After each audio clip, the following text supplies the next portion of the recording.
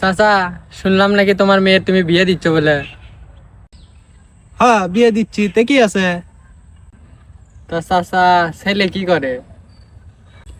ছেলে সরকারি চাকরি করে, মাসে 50,000 টাকা বেতন পায়।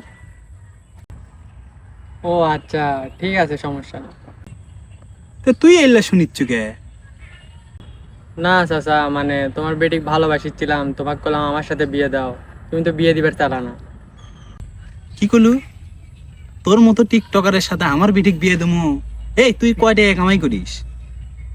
ও চাচা, আমি টিকটক করি না, ফেসবুকে দানা ভিডিও ছাড়ি আর ইউটিউবে দানা ভিডিও আপলোড দিই। তে মাসে কয় টাকা কামাই করিস? ওই সব মিলে মাস শেষে 2-3 লাখ টাকা থাকে কাছে। হ্যাঁ, সব অবশ্য তাতেই সব। কুটি দামো চাচা? আরে জামাই, আমার বেটিক বিয়ে করা লাগবি না, তাড়াতাড়ি সব।